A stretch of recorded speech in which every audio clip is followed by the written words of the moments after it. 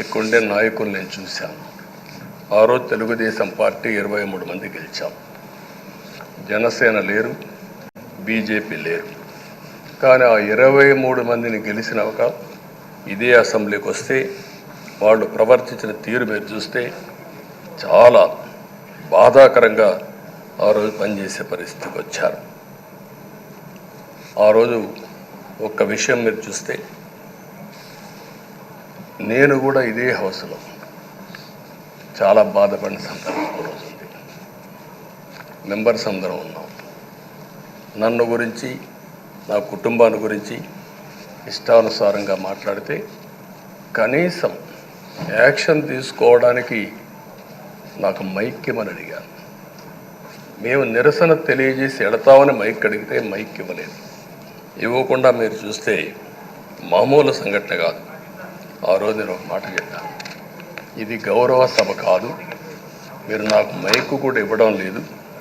Mic ఇవ్వకపోయినా నేను statement ఇవ్వాలి కాబట్టి ఇచ్చేడతారు రికార్డు కోసం అని చెప్పి గట్టిగా లేచి ఇదే సీట్లో కూర్చొని ఆ రోజు నేను చెప్పింది అదే వర్డ్స్ మీకు రిపీట్ చేస్తున్నాను. నేను స్టేట్మెంట్ ఇవ్వాలనుకున్నాను, మీరు మైక్ ఇవ్వకుండా చేశారు. అయినా నాకు బాధ లేదు. మళ్ళీ చెప్తున్నా, ముఖ్యమంత్రిగానే ఈ హౌస్కు వస్తాను తప్ప అదర్వైజ్ రాజకీయాలు అవసరం లేదు.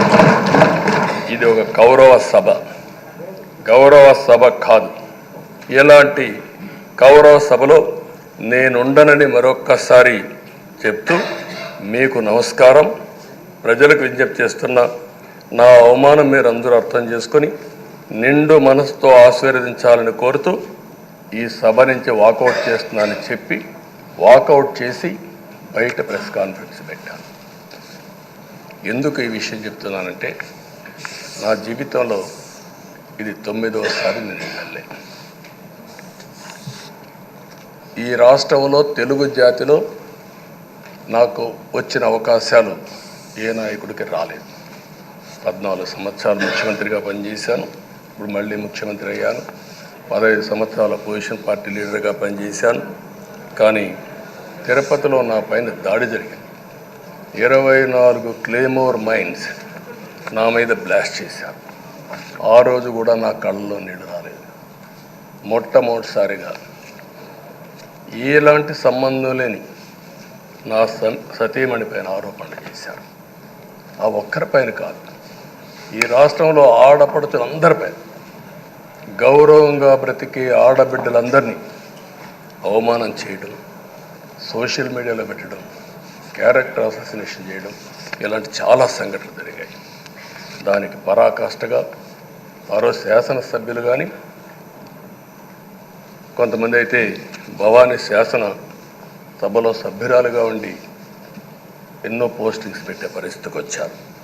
అలాంటి సంఘటనలు చూసిన తర్వాత ఫస్ట్ టైం నా జీవితంలో ఆడబిడ్డల కోసరం ఇలాంటి హననాన్ని చేశారని బాధపడుతూ కంటతడి పెట్టాను. ఆ రోజే అనుకున్నా, ఇలాంటి పార్టీ ఈ రాష్ట్రానికి అరిష్టం, ఇలాంటి వ్యక్తిత్వం ఉండకూడదు. మళ్ళీ ఈ రాష్ట్రాన్ని గౌరవ సభ చేసి హోందాగా నడిపించే వరకు నేను పనిచేస్తానని చెప్పి ఒక శపథం చేశాను.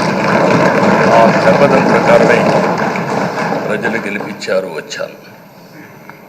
ఈరోజు 2 సంవత్సరాల తర్వాత మీ అందరి ఆశీస్సులతో, ప్రజలందరి యొక్క ఆమోదంతో ఈ సభలోకి ఎంటర్ అయ్యాం. నాకు జరిగిన అవమానం కానీ, ఆడబిడ్డలకు జరిగిన అవమానం కానీ భవిష్యత్తులో ఎవరికీ జరగకుండా కాపాడే బాధ్యత ఈ అసెంబ్లీ తీసుకోవాలని అందరినీ కోరుకుంటున్నాను.